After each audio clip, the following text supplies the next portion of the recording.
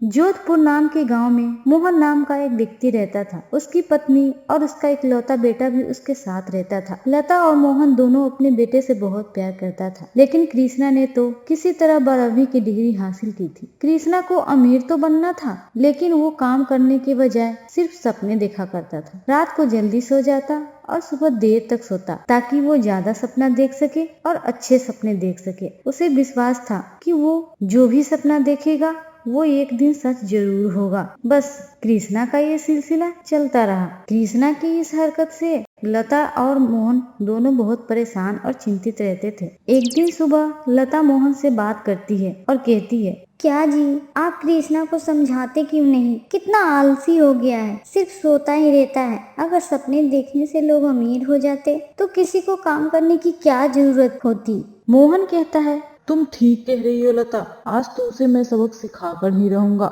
मोहन बहुत ही गुस्से में आ जाता है और हाथों में एक डंडा लेकर कृष्णा के कमरे में चला जाता और बिना कुछ बोले कृष्णा की पिटाई करने लगता है और कहता है, उठ नकारा निकम्मा कहीं का, जब देखो सोता ही रहता है। आज से तुम्हारा खाना पीना सब बंद। जब भूख लगेगी और खाने को कुछ नहीं रहेगा तब तुम्हें पता चलेगा कि भूख क्या होती है। अपने बेटे की भलाई के लिए लता अपने दिल पर पत्थर रखकर चुपचाप ये सब देख रही थी। मोहन की बातें सुनकर कृष्णा को भी गुस्सा आ जाता है और कहता है, हाँ ठीक है, नहीं खाऊंगा मैं आपके घर का खाना। बोल तो ऐसे रहे हैं जैसे खाना खिलाकर कोई एहसान किया हो। देखना एक दिन ना मैं बहुत बड़ा आदमी बनूंगा। आज ही सुबह मैंने सपना देखा है कि मेरे पास बंगला, गाड़ी, नौकर चाकर, पैसे सब है। और लोग कहते हैं ना, सुबह का सपना बहुत जल्द सच होता है। सपना का नाम सुनते ही मोहन को फिर से गुस्सा आ जाता है और वो भड़क जाता है और कहता है, फिर से सपना? चल निकल जा मेरे घर से। जब देखो तब सपनों की बातें करता रहता है। जब सपना पूरा हो जाए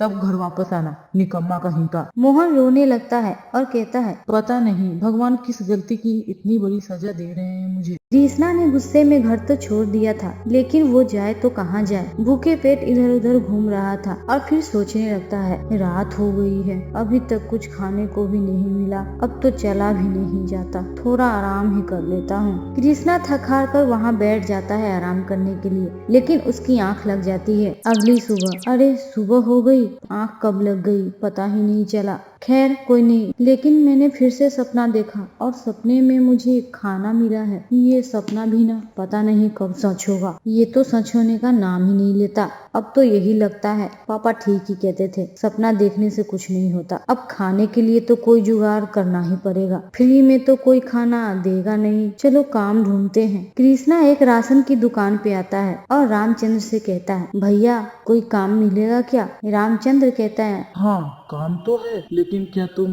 कर पाओगे? हाँ आप काम तो बताइए, मैं जरूर करूँगा। रामचंद्र कहता है, उस गाड़ी पे बोरिया रखी है, उसे उठवाकर गोदाम में रख दो। तभी कृष्णा कहता है, उसके बदले आप मुझे खाना तो देंगे ना? ये सुनकर रामचंद्र थोड़ा हैरान हो जाता है और फिर सोचता है कि शायद कई दिनों से भूखा हो। कृष्णा किसी तरह जल्दी जल्दी सभी बोरियों को गोदाम में रख देता है। रामचंद्र कहता है, अरे वाह, तुमने तो 3 घंटे का काम 1 घंटे में ही कर दिया। क्या तुम पढ़ना लिखना जानते हो? जी हाँ, 12th तक पढ़ाई की है मैंने। रामचंद्र कहता है, चलो अच्छा है, हिसाब किताब संभाल लोगे ना? कृष्णा कहता है, जी हाँ। रामचंद्र कृष्णा को भरपेट खाना खिलाता है और वो कृष्णा से काफी खुश भी होता है। कृष्णा धीरे धीरे रामचंद्र की पूरी दुकान संभाल लेती है। रामचंद्र के ना रहने पे भी कृष्णा अच्छी तरह से ग्राहकों से व्यवहार करता है और दुकान संभालता है। धीरे धीरे कृष्णा को व्यापार करना आ जाता है। रामचंद्र को भी कृष्णा पे पूरा विश्वास था। अब तो कृष्णा को पूरे मार्केट में सभी लोग जानने पहचानने लगे हैं। देखते ही देखते कृष्णा ने अपनी पहचान बना ली और खुद की कई दुकानें खोल ली और लाखों में व्यापार करने लगा। अब कृष्णा के पास किसी भी चीज की कमी नहीं थी। पैसा, बंगला, गाड़ी, नौकर चाकर वो सब थे जो सब वो सपनों में देखा करता था। फिर एक दिन सुबह वो घबराकर उठा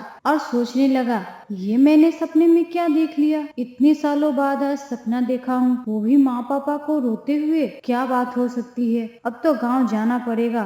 कृष्णा बिना देरी किए तैयार होकर गांव के लिए निकल जाता है। घर पहुंचा तो दरवाजा बंद होता है। कृष्णा आसपास के लोगों से पूछने लगता है। लोग बताते हैं कि अब वो आश्रम में रहते हैं। ये बातें सुनकर कृष्णा और भी परेशान हो गया और भागता हुआ आश्रम पहुंचा। जब वहां पहुंचा तो देखा कि माँ पापा बेसुध पड़े हैं और एक दीदी उनका देखभाल कर रही है। कृष्णा पूछता है, दीदी, इनको क्या हुआ है? जी, इनको सदमा लगा है। गांव वालों ने बताया कि ये दोनों गुस्से में अपने बेटे को घर से निकाला था ताकि वो सुधर सके, लेकिन जब उसका बेटा कई महीनों तक घर वापस नहीं आया तो दोनों अपने आप को दोषी मानने लगे और होश खो बैठे। दिन रात बेटे की चिंता सताने लगी। अब तो इस बात के भी कई साल बीत गए। अब तो इनका भगवान ही मालिक है। मुझे नहीं लगता कि उनका बेटा अब कभी वापस भी आएगा। कृष्णा की आंखें भर आती है और कहता है, दीदी, इनका वो बेटा मैं ही हूँ। अब मैं अपने माँ पापा को छोड़कर कहीं नहीं जाऊंगा। मुझसे बहुत बड़ी गलती हो गई। मैंने गुस्से में आकर अपना घर छोड़ दिया। कृष्णा अपने माता पिता को शहर लेकर चला जाता है और उनका अच्छे से देखभाल भी करता है। बड़े बड़े डॉक्टरों से उनका इलाज भी करवाता है और कुछ ही दिनों बाद वो दिन आ ही जाता है जब लता और मोहन पूरी तरह से ठीक हो जाता है। कृष्णा अपने माता पिता को गले से लगाते हुए माफी मांगता है और कहता है, अगर मैंने समय रहते अपनी जिम्मेदारियों को समझ लिया होता तो आज आप लोग को ये दिन ना देखने पड़ते।